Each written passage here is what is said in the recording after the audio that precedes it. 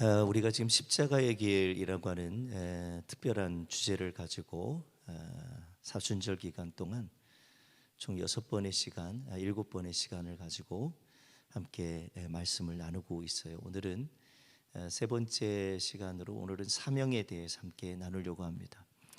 이런 단어는 좀 우리가 이런 생각이 들어요. 사명은 특별한 목회자나 선교사님들에게만 국한된 그런 단어라고 생각을 하지요. 사명을 가지고 있는 사람들은 좀 뭔가 구별되거나 좀 특별하다고 생각을 합니다. 그러다 보니까 사명이라고 하는 건 나와 멀게만 느껴질 뿐이고 그 사명이 나와는 상관없다고 생각할 때가 참 많습니다. 또 쉽게 말하면 이런 소리는 아예 듣고 싶지 않은 거예요. 나하고 상관없기 때문에 외면할 수밖에 없는 거예요. 그러다 보니까 우리가 이 사명이라고 하는 단어를 잘 생각을 안 하고 또 사명이라고 하는 이 삶이 무엇인지를 잘 생각 안 할 때가 많습니다.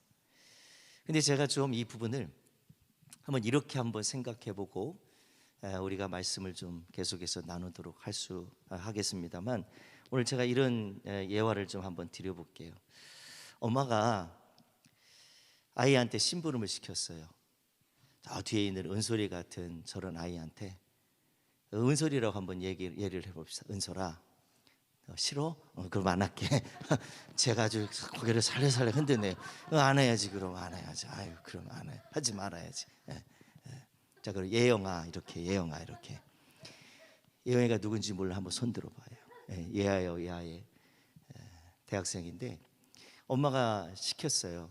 야, 한 5만 원을 주고 너 저기 마트에 가서 엄마가 말하는 거 이렇게 이거 사와라. 그랬어요. 그랬더니 얘가 네 그러고서 갔어요. 마트에 딱 가서 보니까 와, 대단한 거예요. 뭐가 되냐면 내가 평상시에 먹고 싶었던 게 거기 아주 진열되어 있는데 종류별로 진열되어 있고 맛들이 다른 것들로 쫙 지어되어 있는 거. 얘가 눈이 어떻게 되겠어요?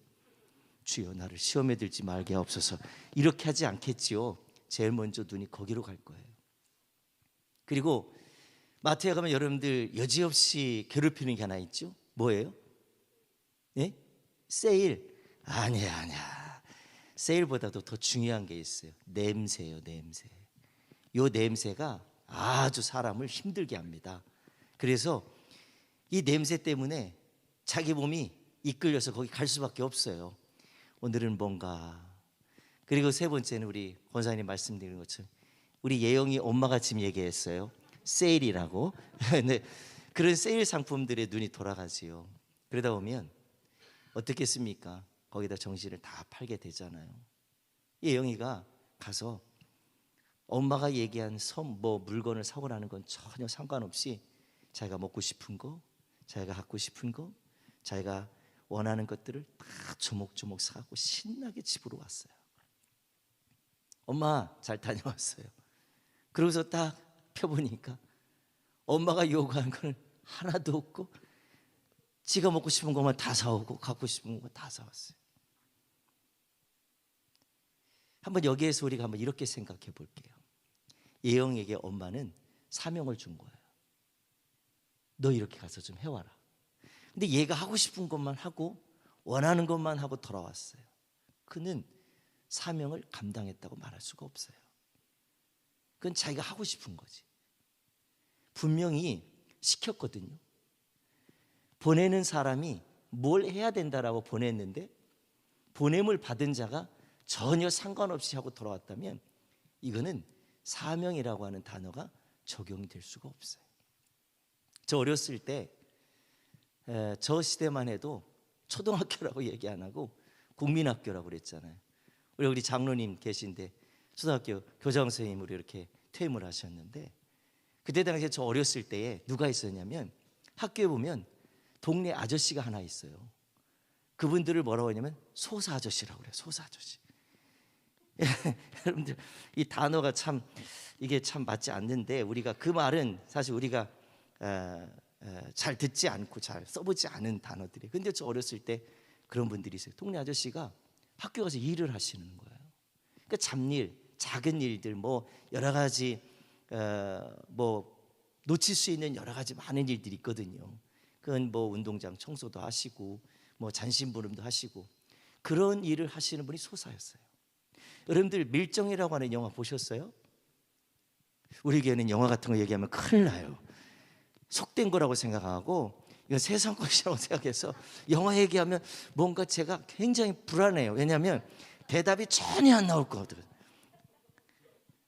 솔직히 보신 분 손 들어봐요. 봐, 이렇게 많이 있잖아, 이렇게. 근데 있는데 여러분들 밀정에 거기에 은밀한 일을 하게 하려고 밀사를 보내잖아요. 그렇죠? 은밀한 일을 하는 사람이 바로 그런 역할을 하는 거예요. 특사가 있어요. 이번에 대통령이 당선이 됐죠. 대통령의 이런 권한을 가지고 여러 나라를 대통령이 우리가 이제 이렇게 대통령이 돼서 이런 생각과 이런 뜻을 갖고 있는데 우리를 협력하는 나라들 아주 큰 나라들이라고 하면 표현이 쉬울 것 같은데 미국이라든가 뭐 일본이라든가 중국이라든가 아니면 유럽의 어떤 나라든 이렇게 특사로 보내잖아요. 그때는 특별한 인물을 갖고 가는 게 특사예요. 대사 같은 경우도 있잖아요. 대사는 한 나라의 대한민국에서 정부에서 이 업무를 그 나라에 맞게끔 또 필요한 업무를 볼 수 있도록 대한민국을 대표하는 대사관 같은 거를 만들어 놓고 거기에 대사를 하나 세우잖아요. 그 사람들도 큰 일을 하는 사람들이에요. 그러니까 나라에 보냄을 받은 사람이죠. 저는 이 사명이라고 하는 거를 이렇게 생각해 보게 됐어요. 사명, 목회자로서의 사명이 있고 우리 성도들에게도 사명이 있고 우리 아이들에게도 사실은 사명이 있는 거예요. 그 사명이라고 하는 거는 어디에 기준을 둬야 되냐면 하나님을 믿는 믿음의 사람들에게 사명이 필요한 거예요. 그러나 세상의 업무에도 세상의 여러 가지 일들도 이 사명이라고 하는 것들을 적용해 본다면 분명히 있을 수가 있겠죠. 의미로 본다면. 근데 우리가 하나님의 은혜를 받았다. 하나님의 사랑을 입었다. 아까 우리가 글로리아 찬양대가 갈라디아서 2장 20절의 말씀을 근거로 해서 찬양을 해서 너무 은혜로웠어요. 저 눈물이 나더라고요. 막 제가 잘못 살았던 삶들, 정말 무지했던 삶들이 막 깨달아지면서 막 정말 하나님 앞에 기도하게끔 만드는 그런 찬양이었어요. 얼마나 귀했던지. 할렐루야, 너무 감사해요. 네, 난 우리 글로리아 찬양대 사랑합니다. 근데 이 찬양의 고백처럼 여러분들 그 과정과 그 삶을 통과하지 않으면 내 안에 교회는 열심히 다니고 수십 년을 다니고 직분은 있어도 주님의 보냄을 받는다든지 주님이 나를 위해서 뭘 위해서 보내셨는지에 대해서 전혀 모르고 그냥 내 하고 싶은 대로 예영이처럼 살 수 있어요. 예영이처럼 그렇게 살아간다면 엄마가 보냈을 때의 의미를 전혀 하지 않는다면 예영이는 열심히 엄마 심부름해도 잘못하는 거예요. 그러니까 저와 여러분들이 믿음 생활하면서 이 엄청난 하나님의 은혜를 받았어요. 자녀된 권세를 얻었어요. 하나님의 특별한 사랑을 받았어요. 그러면 거기에 이유가 있을 거예요. 왜 우리를 그렇게 사랑해 주시고 우리를 그렇게 불러주셨는지, 왜 우리를 택해 주셨는지 그 이유를 생각해 본다면 나에게 뭔가를 주님이 원하시는 거예요. 그 뜻이 있으셔서 우리를 불러주셨고 택해 주셔서 보내시는 거예요. 그러니까 저 여러분들에게는 사명이라고 하는 의미에서 본다면 목회자가 아니어도 선교사님들이 아니어도 저 여러분들에게는 직분을 갖고 하나님의 은혜를 입은 모든 사람이라면 이 사명이 있어요. 이거 봐요. 안 하고 싶잖아, 사명은. 근데 사명이 있다니까요. 우리 다 사명을 갖고 있는 거예요. 근데 이 사명을 갖고 있는 우리들이 내 마음대로 하면 되겠어요? 내 생각대로 하면 되겠냐고, 내 기분대로만 하면 되겠냐고. 절대 안 되는 거예요. 내 하고 싶은 대로 하겠다는 거예요. 근데 내 하고 싶은 대로 하는 것은 절대로 사명을 절대 감당할 수가 없어요. 내가 하고 싶은 것만 하는 거예요. 진짜 사명자는요, 하기 싫은 일도 해요. 고난이 와도 해요. 힘이 들어도 하는 거예요. 왜 하냐면 내가 그렇게 보냄을 받은 자라는 생각을 잊지 않고 있기 때문이에요. 목회자로서 내가 하나님의 부르심을 받아서 영혼을 살리는 목양을 감당하라고 목사로 불러서 택해서 이렇게 보내주셨는데 이 일을 감당하지 않고 내 하고 싶은 것만 한다고 하면 생각해 보세요. 안 되잖아요. 장로님을 세운 이유가 우리 권사님들이나 집사님들, 교사나 인도자나 속장이나 우리가 여러 직임을 세우고 막 기관의 선교회장님도 세우고 임원도 세우는 이유들이 다 뭐예요? 다 이유는 다른 게 아니에요. 그거에 대해서 보냄을 받 목사에게 복종하고 순종하는 얘기가 아니라 하나님의 은혜를 받고 그 사랑을 받은 우리라면 그 보내시는 분이 목사가 아니고 하나님이 우리를 보내주시는 거예요. 하나님이 택해서 불러서 써주시는 거예요. 그러니까 그 속에서 우리들이 생각해 본다면 믿음 생활은 내 하고 싶은 것만 하고 사는 게 믿음 생활이 아니에요. 내가 원하는 것을 얻으려고 교회를 다니거나 하나님을 믿는 게 아니에요. 거기에는 뭐 여러 가지 개 중에는 그런 것도 소망이 없다라는 말씀은 드리는 게 아니라 소망도 분명히 있어요. 그러나 본분이 있다는 거예요. 중요한 본분이 뭐냐면 우리가 하나님의 택함을 받아서 부르심을 받고 보냄을 입은 자들이에요. 그러면 우리들이 하나님의 거룩한 본분이 드러나야 되죠. 교회가 그 역할을 감당해야 되고 우리 믿음의 성도들이 이 삶을 감당해야 될 줄 믿으시길 바랍니다. 저는 그런 의미에서 본다면 사명, 그런 여러 가지 보냄을 받은 자이기도 하지만 이 보냄을 받은 자들이 어떤 역할을 해야 되는가라고 생각해 봤을 때 끝까지 해야 될 일이 뭐냐면 내가 목사라면, 목사로 불러주셨다면 목사로서의 사명 끝까지 그 자리를 지키는 게 어떤 의미에서 보면 좀 어렵게 생각하지 말고 쉽게 생각해 본다면 그 자리를 지키는 게 사명을 감당하는 것일 수도 있어요. 다음 주에 헌신 예배를 드리는 우리 청년부 여호수아 청년회 우리 회장이 오늘 특송도 해요. 특송도 하는데 나 그 찬양 참 은혜가 되더라고요. 오늘은 양복을 입고 왔더라고요. 저한테 자랑을 해요. 목사님 제가요 이 양복을 샀어요. 그러면서 이야기를 하는데 나는 전사임인 줄 알았어요. 너무 이렇게 잘 갖춰 입어가지고 앞에 여기 나오는데 강단 나오는데 우리 청년회장이 특성을 연습을 하는 거예요. 딱 보니까 어디서 나는 초청한 가수인 줄 알았어요. 이렇게 외모도 보고 너무 그런 거예요. 그래서 옷도 만져보고 그랬더니 와갖고 얘기를 하더라고요. 옷도 이렇게 샀는데 처음으로 오늘 입었다고. 근데 너무 좋다고 내가 이렇게 얘기했어요. 근데 한번 이렇게 생각해 볼게요. 우리 청년회장이 오늘 청년회장으로서의 그 본분은 하지 않고 내가 원하는 것만 이렇게 옷도 갖춰 입고 내가 뭔가 화려하게 내가 명예와 또 영광을 위해서 내 자신의 모든 욕심을 채우기 위해서 그 자리에 있고 그 일을 위해서 한다면 이거는 그 본분을 지키지도 않는 거지만 그 자리를 지키지도 않는 거라고 난 생각이 들어요. 믿음 생활하면서 이런 부분들을 생각해 보니까 정말 내가 사순절이 돼서 주님의 사랑과 은혜를 기억하고 그 사랑과 은혜를 받은 저와 여러분들이 정말 내가 살아가는 모든 삶에서 보냄을 받은 자라고 생각했을 때 내 삶에서 진짜 주님이 나를 보내주셨는데 내 삶에서 이런 보냄을 받은 자의 모습이 드러나는지 사순절이기 때문에 점검하는 것도 있겠지만 그걸 우리들이 한번 잘 나를 돌아보면서 나를 불러주신 주님께 나를 보내신 주님께 그 주님의 뜻이 이루어지도록 이 사순절에 나를 돌아보고 주님의 뜻을 다시 한번 기억해보고 그것을 생각해야 될 줄 믿습니다. 오늘 저는 이 본문을 준비하다가 우리 사랑하는 성도들하고 생각하면서 이 말씀들이 좀 몇 가지가 생각났어요. 이 사명을 잘 감당했던 분들 성경에 많이 있습니다. 근데 우리들이 제일 먼저 잊지 않고 기억하고 생각해야 될 분이 한 분 있어요. 그게 누구냐면 예수 그리스도예요. 예수님이 이 땅에 오신 목적은 뭡니까? 우리를 구원하러 오셨어요. 하나님이 인간의 몸을 입고 이 땅에 오셔서 우리를 구원하시려고 오셨어요. 믿으시면 아멘 하시길 바라요. 이거 믿으셔야 됩니다. 이게 안 믿어지면 신앙생활 다 뒤틀립니다. 이게 안 믿어지고 안 깨달아지고 이해가 안 된다 그러면 우리는 신앙생활을 굉장히 하는데 버겁고 힘이 들어요. 이 구원자라고 하는 사실이 안 믿어질 때 우리에게는 이 신앙생활에 대한 여러 가지 혼란이 오게 돼 있어요. 그런데 이게 확실히 믿어지면, 이게 내 안에 정확하게 깨달아지고 경험되어지면 어떻게 돼요? 주님이 내게 어떤 일을 하셨는지 그 일들마다 다 뭔 일이에요? 나를 사랑한 일이고, 나를 구원한 일이고, 내게 복 주신 일이고, 내 안에 더러운 영이 떠나가게 하시고, 나를 질병을 치유해 주시고, 나를 자녀 삼아 주신 모든 것을 보면 이게 다 뭐예요? 나를 위해서 이 땅에 오실 주님이 하신 일이에요. 왜 하셨어요? 나를 구원해 주시려고. 아멘.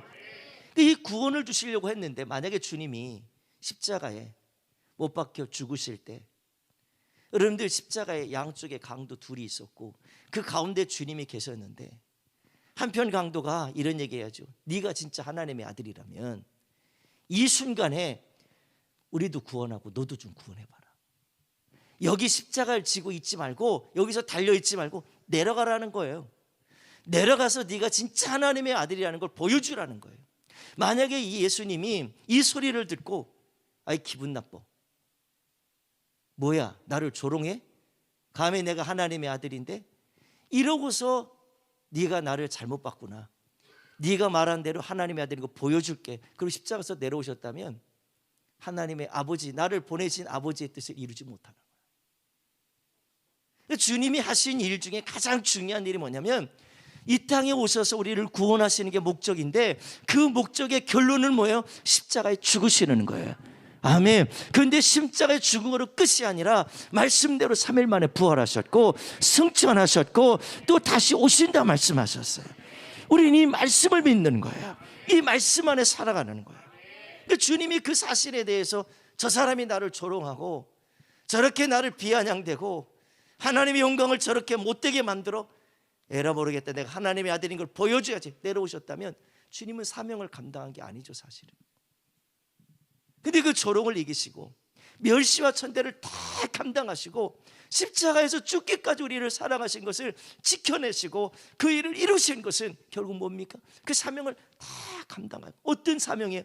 나를 보내주신 아버지의 뜻을 끝까지 이뤄낸 거예요. 아멘. 예수님께서 저와 여러분들에게 이 엄청난 일을 감당하신 것을 생각해 봤을 때, 이 사순절기 우리들이 잊지 말아야 될 게 이거예요. 주님이 나를 위해서 이 모든 걸 감당하셨을 뿐만 아니라 그 감당하신 은혜를 입고 저와 여러분들이 이 자리에 있을 수 있는 거예요. 여기 있는 목사도 있고 우리 여기 사랑하는 모든 일도 있는 거예요. 이 교회가 있어서가 있는 게 아니라 그 은혜가 여기를 있게 만들고 그 은혜가 있기 때문에 이 교회가 세워진 것이고, 그 은혜 때문에 우리들이 오늘도 이 세상 어둠 가운데서 불러주신 주님의 은혜에 감사해서 우리도 빛 가운데 삶을 살아가게 되고, 어둠 가운데 오늘도 아직도 헤매고 있는 자들에게 하나님의 빛으로 인도해내는 역할을, 구원의 영광을 이루어낼 수 있도록 우리를 택해 주신 줄 믿으시길 바랍니다. 저는 이 사건 속에서 예수님을 생각해 봤는데, 두 번째로 한 사람을 더 보고 싶은 게 세례 요한이에요. 세례 요한이 요한복음에 보니까, 먼저 우리가 좀 마태복음 좀 먼저 보면, 마태복음 3장 11절에 보면, 우리 앞에 보고 좀 말씀을 좀 읽어보겠습니다. 마태복음 3장 11절 한번 다 같이 한번 읽어볼게요. 시작. 나는 너희로 회개하게 하기 위하여 물로 세례를 베풀거니와 내 뒤에 오시는 이는 나보다 능력이 많으시니 나는 그의 신을 들기도 감당하지 못하겠노라. 그는 성령과 불로 너희에게 세례를 베풀 것이요. 아멘. 15절 말씀을 또 보겠습니다. 15절 말씀 한번 또 볼게요. 시작. 예수께서 대답하여 이르시되 이제 허락하라. 우리가 이와 같이 하여 모든 이 의를 이루는 것이 합당하니라 하시니 이에 요한이 허락하는지라. 아멘. 이 말씀이 어떤 말씀인지 우리는 잘 알고 있는 말씀들이지요. 예수님이 이 땅에 먼저 성령으로 잉태해서 나타난 세례 요한이 우리 가운데 오셔서 세례를 베풀었어요. 아까 읽은 말씀에 11절에 분명히 그랬잖아요. 뭐요? 이 세례 요한이 이 땅에 나타난 이유가 뭐라고요? 회개하기 위해서. 뭘 회개하라는 거예요? 죄를 회개하고. 어떤 죄예요? 내 마음대로 삶을 살고 하나님의 살아계심을 인정도 안 하고, 인정하더라도 내 뜻대로 내 마음대로 내 생각대로 살았던 그 삶을 회개하고, 죄와 타협을 하고 세상의 정욕과 타협을 하면서 살았던 내 인생을 철저히 회개하고, 그 회개하기에 이르기 위해서 세례 요한이 먼저 와서 회개하십시오, 천국이 가까웠습니다 라고 이야기를 할 뿐만 아니라 그에게 회개한 그들에게 물로 세례를 베푸는, 우리가 여기는 세례 요한이라고 되어 있지만 원어에 보면 침례 세례라고 되어 있대요. 세례를 침례라고 이렇게 써놨더라. 근데 이 침례나 세례나 같은 의미인데, 우리가 이 모습을 보면서 세례 요한이 온 목적은 그거예요. 회개를 하라고, 죄를 지적하고 죄를 해결하게 하시려고 이 땅에 오신 게 아니라 죄를 회개하고 이제는 거듭난 삶으로 살게끔 만드는. 그런데 정작 중요한 거는 세례 요한이 세례를 베풀었다고 구원받는 게 아니지요. 구원받는 건 누가 하는 거예요? 예수 그리스도의 이름으로 해야 돼요. 그분이 우리의 모든 죄를 사해 주시는 거죠. 아멘. 그런데 생각을 해보세요. 이 세례 요한이 예수님이 딱 이렇게 오셨단 말이에요. 어떻게 오셨냐면 세례를 받겠다고 오셨다고요. 세례를 받겠다고 오셨어요. 세례 요한이 생각할 때 예수님이 누군지를 다 알고 있거든요. 친척벌이니까 다 알고 있단 말이에요. 6개월 먼저 태어나가지고 그 모든 과정을 다 알고 있는 분이란 말이에요. 누군지도 알고 있는 세례 요한이 예수님이 나 물세례를 베풀어 달라고 왔을 때 그때 예수님에게 세례를 베풀려고 하는 세례 요한을 한번 생각해 보세요.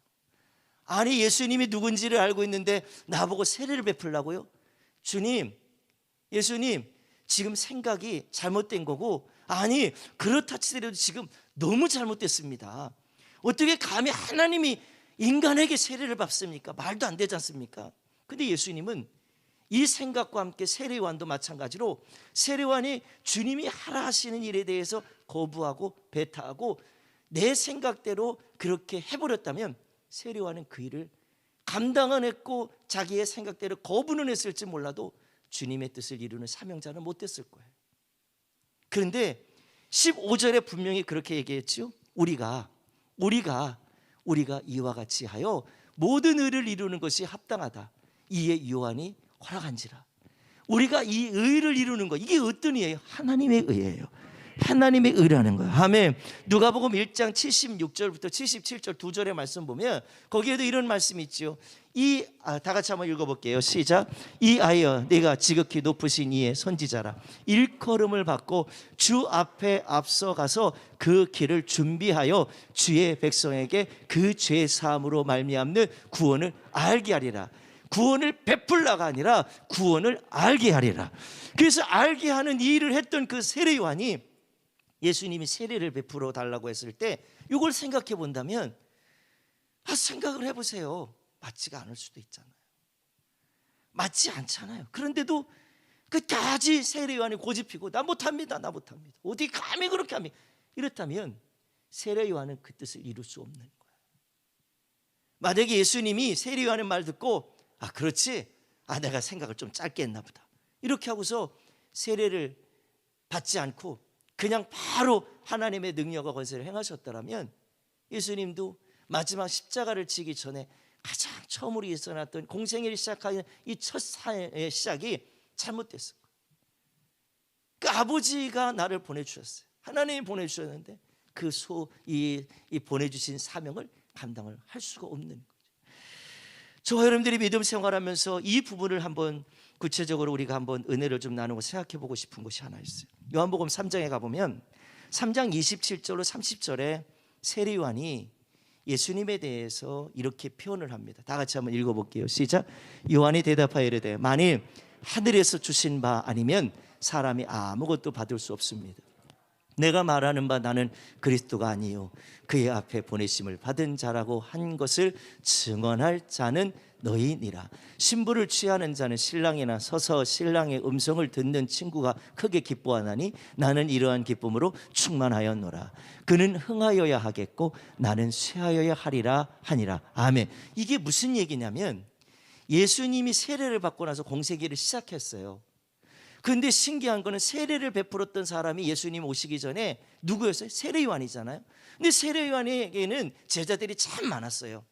죄 사함 받고 막 이렇게 용서받고 죄를 씻고 이렇게 회개하고 돌아온 사람들이 많았단 말이에요. 근데 예수님이 세례를 받고 제자들과 함께 그 유대 땅에 가가지고 세례를 베풀기 시작하니까 이 세례 요한의 제자들이 벙해진 거예요. 뭐야? 우리 사람들 세례 요한에게 세례를 받고 은혜를 입었던 사람들이 다 예수님한테 갔네? 이게 뭐지? 그러면서 세례요한한테 묻는 거예요. 제자들이 세례요한한테 묻는 거예요.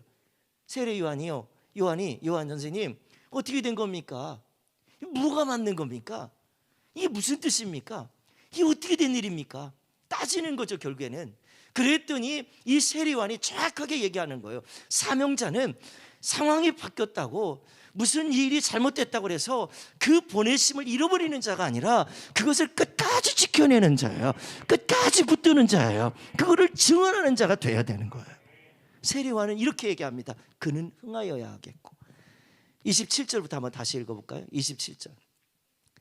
요한이 대답하여 이르되 만일 하늘에서 주신 바가 아니면 사람이 아무것도 할 수 없다. 28절. 내가 말한 바 나는 그리스도가 아니다. 그리스도가 뭡니까? 우리를 구원할 자예요.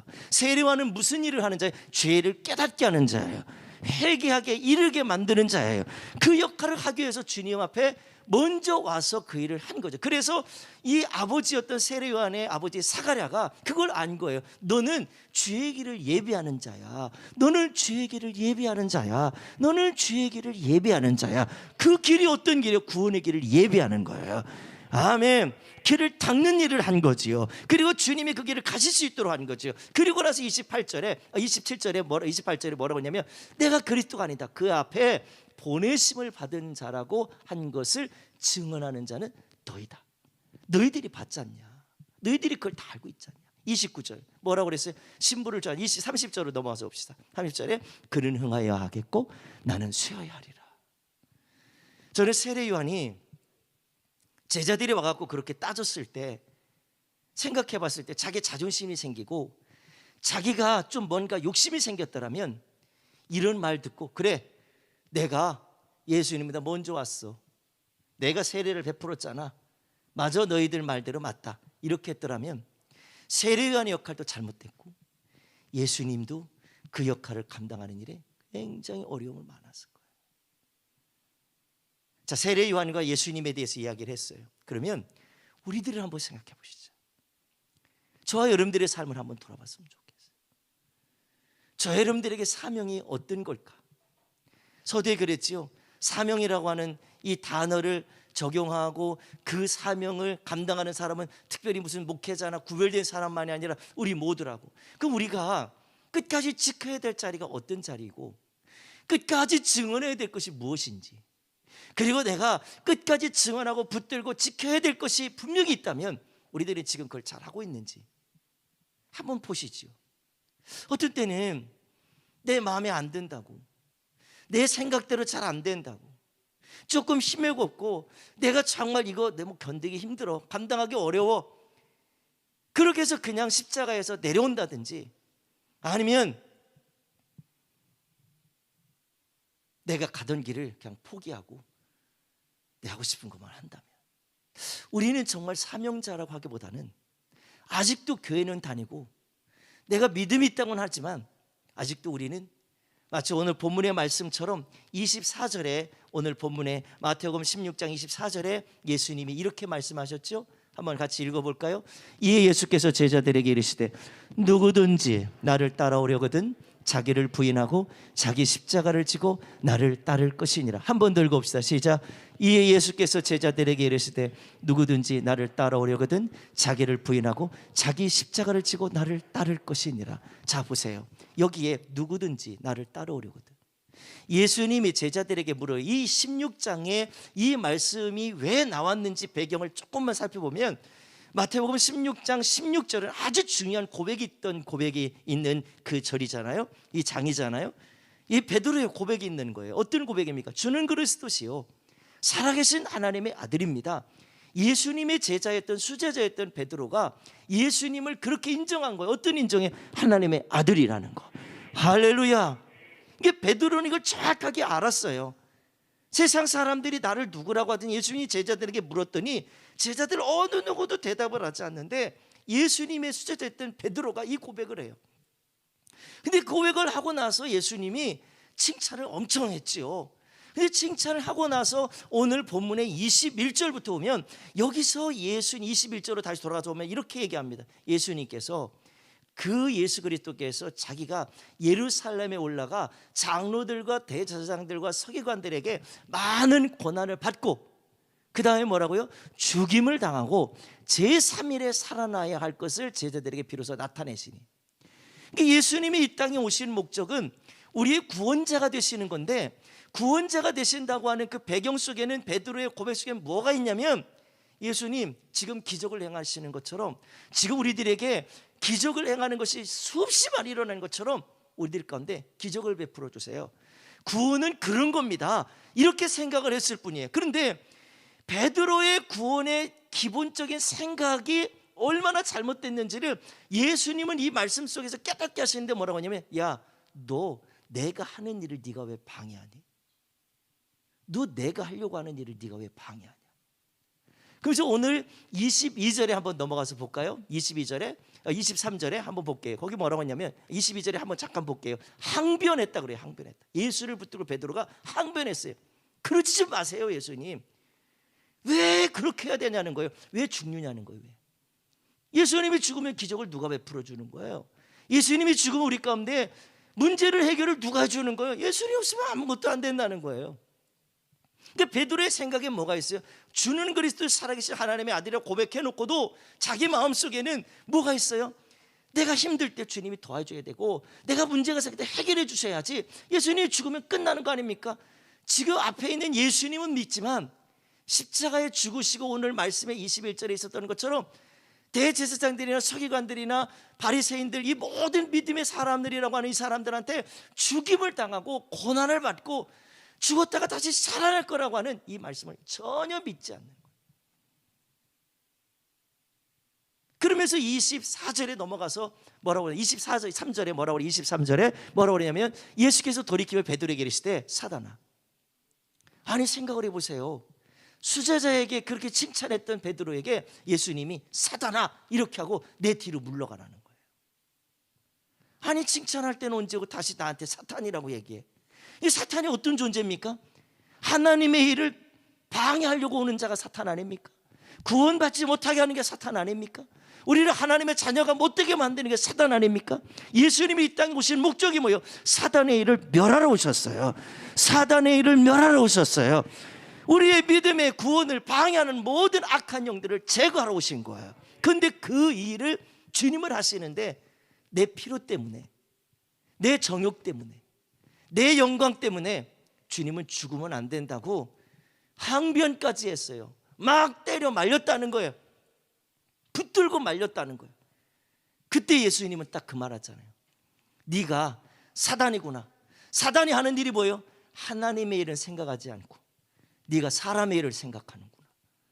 여러분들, 저는 이 말씀 속에 굉장히 충격적인 하나의 깨달음이 하나 왔어요. 교회를 열심히 다니는 게 하나님의 일이 아니고, 내가 뭔가를 내 마음대로 내 생각대로 열심히 하고 싶은 대로 했다고 해서 그게 믿음이 아니라는 거예요.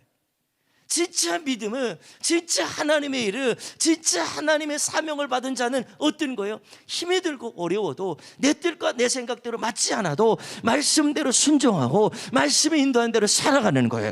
그 뜻을 따라서 살아가는 자가 사명을 감당하는 자다라는 거예요.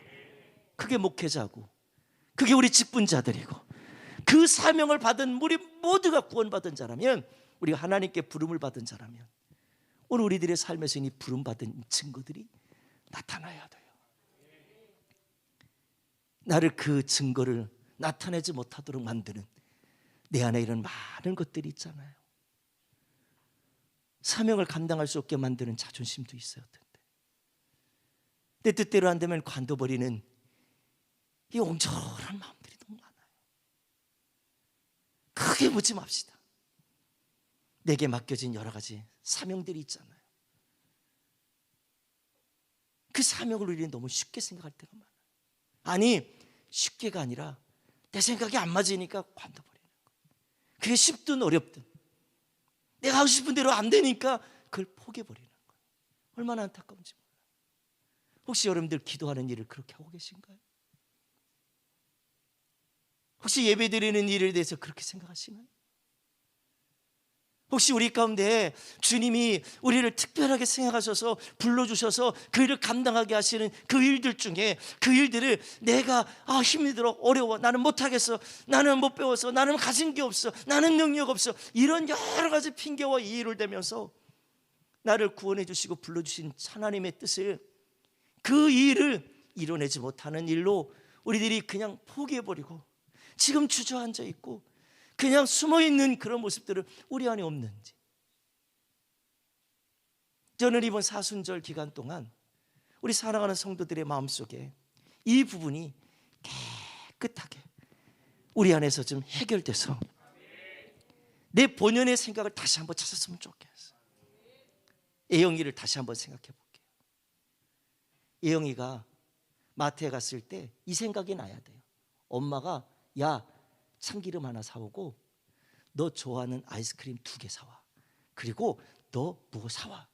자기가 먹고 싶은 거 앞에, 갖고 싶은 거 앞에 자기가 냄새나는 쪽으로 가고 싶어 갔는데 거기서 자기가 원하는 걸 사는 게 아니라 그때 생각해야 될 게 있어요. 그게 뭐예요? 엄마가 하는 말을 생각해야 된다고. 그걸 기억을 해야 된다는 거예요. 그게 사명자의 본분이에요. 해야 될 일인 거예요. 내 앞길에 뭔가 문제가 생기고 문제가 뭐 생겨서 나를 굉장히 혼란스럽게 한다 할지라도 그 속에서 우리는 여전히 기억해야 될 게 있어요. 나를 불러주신 분이 나를 왜 불러주셨지? 나를 택하신 분이 나를 왜 택해 주셨지? 나를 왜 믿음 생활할 수 있도록 나를 왜 불러주셨지? 나를 왜 직분 주셔서 이 일을 감당하게 하시지?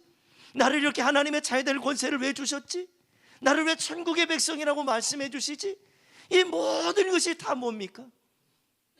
어떤 의미는 이것을 지켜내는 거예요. 믿음으로. 어떤 믿음으로? 주님이 말씀하신 믿음으로 그 말씀을 붙들고 지켜내는 거예요. 사명자라고 특별한 사람들이 아니에요. 특별한 사람이 아니라 나를 보내주시고 나를 택해주신 그분의 뜻을 내 안에 이루어가기 시작할 때, 그리고 그 일을 이루기 위해서 오늘도 그 자리에서 묵묵히 주님 생각하고 기도하면서 지켜갈 때,